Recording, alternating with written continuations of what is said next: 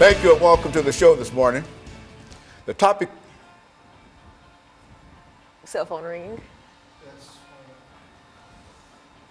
Someone's cell phone, Yeah. Yeah, we should probably have turned it off.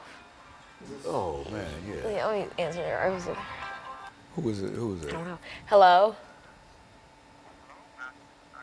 We're kind of filming the show right now, but may I ask who this is? Dr. Alana. Yeah, tell him come on. Well, yeah, Dr. Haney says you should come now.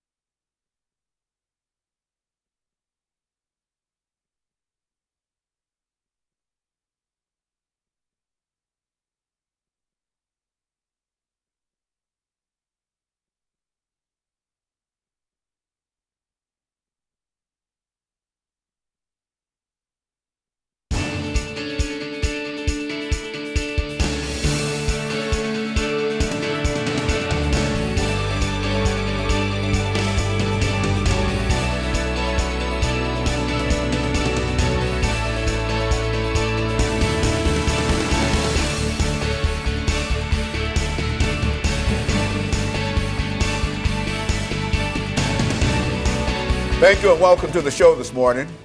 The topic this morning is the significance of Women's History Month. And we have with us to talk about the importance of Women's History Month, not only in the United States, but throughout the world, Alana McLaughlin. Alana, let's start off by giving us some information in reference to your background, your education, and some of your experiences, and then we'll get into what you consider to be women who are significant in terms of March Women's History Month. I think you recognize that in February we celebrated African American History Month, and now this is March, and we want you to sort of demonstrate some information in reference to significant women during Women's History Month. But first, let's start off by talking about you and give us some information in reference to your experiences and being here this morning. Well, like you've already stated, my name is Alana McLaughlin. I am 13, and I'm an 8th grader, but I guess in the summer I'll be starting high school.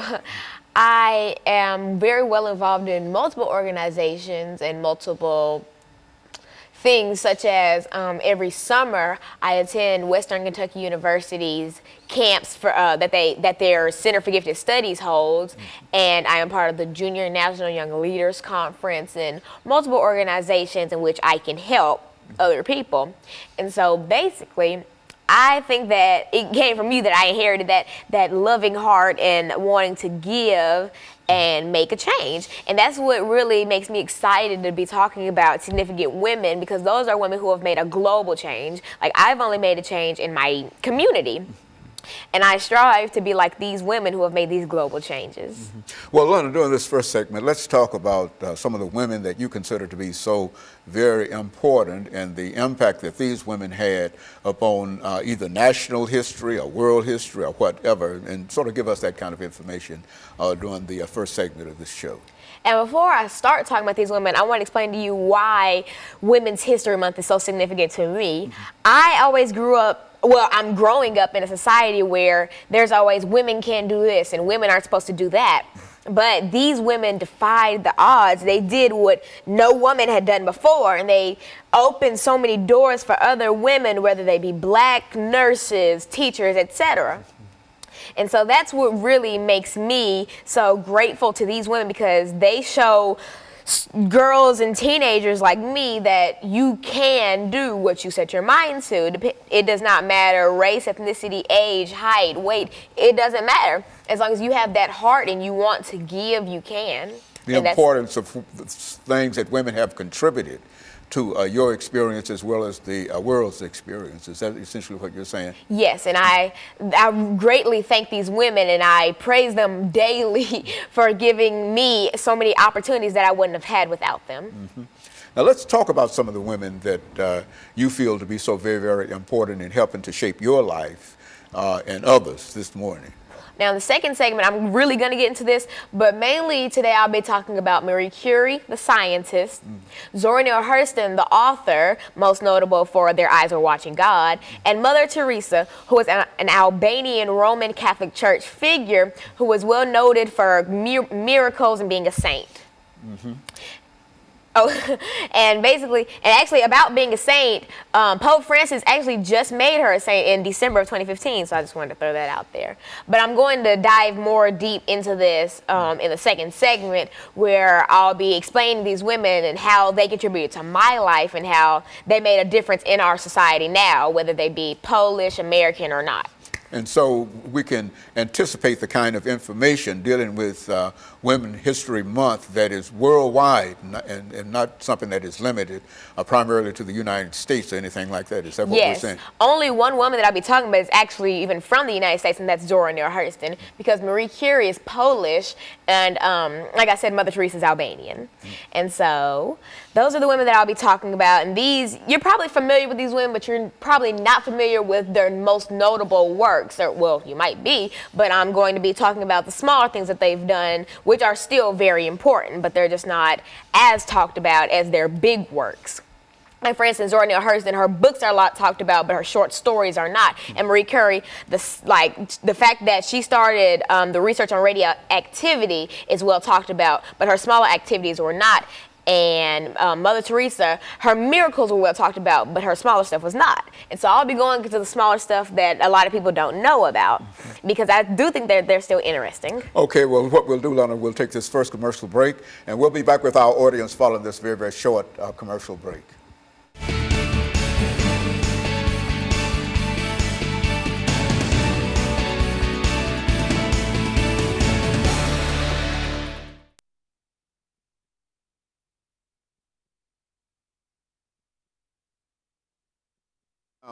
Which is my camera? Am I dealing with this, the middle camera? Huh? Camera 6. Is that the camera? Okay, I've been dealing with this camera. This is my camera? Okay, very good. The one on the bottom?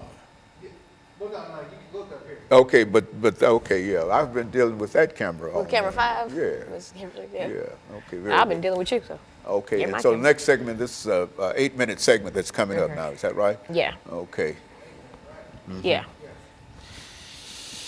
There'll be 10 minutes in the end. Yeah, in 10 minutes. So you ready to deal with this 8-minute segment? Yeah. Okay. I can talk a lot better now that my nose is itch, because like my nose is itch, I couldn't think. I can deal a lot better now because that's usually my camera there. But so I was trying to deal with all 5 of them. As a matter of fact, why don't you darken? Can you darken all of those except? Yeah.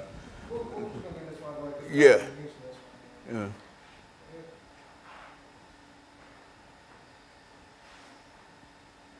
Cool. Yeah, now. I wish I could see the clock.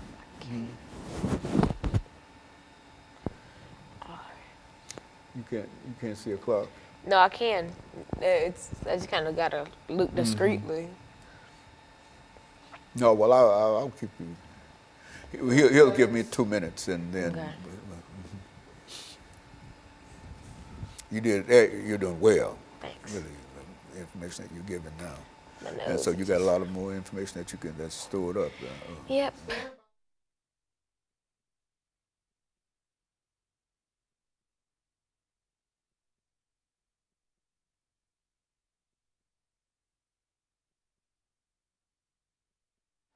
Thank you and welcome back to the second segment of the show for today. We're talking to Alana McLaughlin, and she's giving us some information dealing with the significance of Women's History Month. She's already dealt with at least 3 individuals that played a very, very significant role in national history as well as international history. And Lana, let's see if we can pick up where we left off during the before the break, and to have you to continue giving us some information in reference to the significance of Women's History Month. All right. In the first segment, I explained how I will be focusing on three main women: Marie Curie, the scientist; Zora Neale Hurston, the writer; and Mother Teresa, who was a saint. And so I'm going to start with Mother Teresa because she is the most criticized. Mother Teresa is an Albanian Roman Catholic Church saint who is notable for performing many miracles, including the one time where she gave a woman a heart locket. You know, the types of lockets that you can open, they have a picture. Well, they had a picture of Mother Teresa inside it. And when the woman wore it, she said that she saw a beam of light, and then the next day her cancerous tumors were gone. And so the Vatican was very impressed with this, and that's one of the reasons why she is a saint today. And another big thing that she did was curing one man of multiple brain tumors. And so she was well known for curing you of symptoms and tumors and etc. But here's the thing, for every famous person or for every good person, there's always going to be those people who discredit their work. Like, for instance, Dr. Martin Luther King Jr., who stood for African American rights. There were always those people who disagreed with what he did or thought that he wasn't doing it right. And for instance, James Earl Ray was one of those people who eventually assassinated Dr. King in Memphis, Tennessee. And so basically, there are so many critics who think that Mother Teresa should not be a saint. They've accused her of misusing the funds from her charity, Missionaries for Charity. They've accused her of just doing this to get fame, and they've accused her of not even having real powers. They've just said that the people that she cured were already on medicines, and it just so happened it was a coincidence that when Mother Teresa came around, their ailments were just gone. And so basically, Mother Teresa actually was voted in 2011 as the world's most admired woman because of her works, because the majority of the population, American or not, the majority of the population does believe that she was a very genuine woman and was true to her work and not just doing it for money or fame, but that they believe that she was doing it for Christ, our Lord and Savior, and that she was doing it from the heart. And so I started with her because she does have a lot of criticism. If you look up, like, if you look up Mother Teresa, you will find so many websites and stories dedicated to trying to prove that she was not real and fake and a hoax, basically. But the next person I want to really speak about is Marie Curie. She was a Polish-born yet French naturalized. She was a French naturalized citizen, and she was a scientist or chemist. And she actually, here's an interesting fact, she was the first woman to win a Nobel Prize. She's the first and only woman to win 2 of them, and she's the only person to win them in different sciences. And so she has a Nobel Prize in chemistry and physics, which is very nice. She has many, many awards, but most notably her Nobel Prizes. And actually, another fun fact, the Curie family has the most Nobel Prize recipients of any family up to date. And they hold this record, even though Marie and her husband Pierre won their awards in the 1800s, and her children, or grandchildren, and son-in-laws all won theirs in the early 1900s. And so basically, no family has more Nobel Prize recipients than the Curie family. But what really made Marie Curie rise to being how famous she is now is the fact that she started research on radioactivity. And radioactivity is actually used in chemotherapy to rid you of cancer. And so basically she is noted and she is praised for being one of the main people to A, start research on radioactivity, and B, suggest that it should be used to cure cancer. And then, you know, radioactivity, and then chemotherapy was made, and it's helped lots of people overcome cancer. And so that's what makes Marie Curie famous, and also her works on different sciences. And she actually died from being around all those gaseous fumes, and back then they didn't know that, you know, that could be harmful, but she refused to use a mask or gloves or whatever, and so she was constantly exposed to radioactivity because she would have it on her hands. So if you ate something with your hands, it's going into your body, and it's not going in the right way, because you might think that since it was used for chemotherapy, that it could just be just good, but if you're consuming radioactivity and it's not in the right way, then it can be deadly. Alana, where did you get your source of information in reference to Ms. Curie? For instance, I've gone to different websites, and I've gone to Google, Bing, different search engines, and I've gathered together the information that they pulled up on these women, and I've combined them from different websites, and I've made sure that all the facts that I'm giving you now are real facts. And so I've done extensive research on these women for a good period of time now. And so before the second segment ends, I would like to talk about Zora Neale Hurston, which is one of my favorite authors. She has over 50 novels, well, she has over 4 novels, and she has over 50 short stories, poems, plays, and etc. Now, Zora Neale Hurston, you might know her as the woman who wrote Their Eyes Were Watching God, and that's her most notable novel. And she's also known for being a very big part of the Harlem Renaissance. And the Harlem Renaissance was an era where African-American poets and artists all came together, and it was really the boom in African-American literature and culture. Like, you know, it paved the way for people like Toni Morrison and etc. And so Zora Neale Hurston, you may just know her as an author, but she was actually a very interesting woman. For instance, I don't know if they got married or not, but she used to date a man who was 17 years younger than her.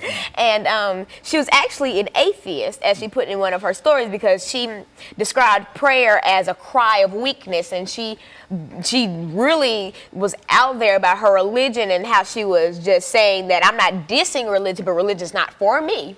And she was actually, some people think that she was a liberal, and some people think that she wasn't. And her political views are not even known to this day, because of all her works really showed something different, because she would always get into the mood of the book, so you would never know.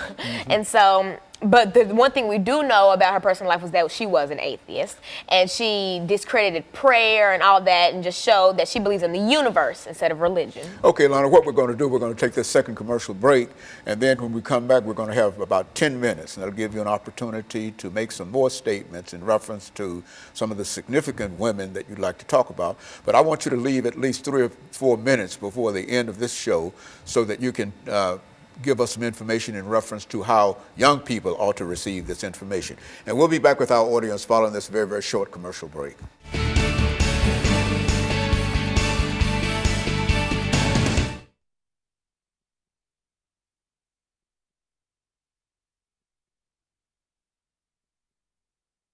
Last 10 minutes. Okay.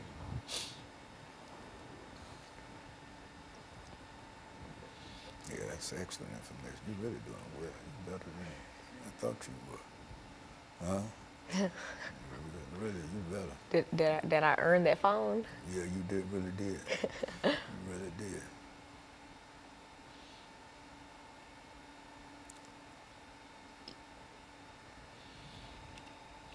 Let's see now, who's this next guest? Now, your father's not going to come until 11. Whatever. And so I want you to take that brown envelope and take care of all that information that has to go in there, and sort of go out and wait for these other folks to come in. Okay. Make sure there's a schedule.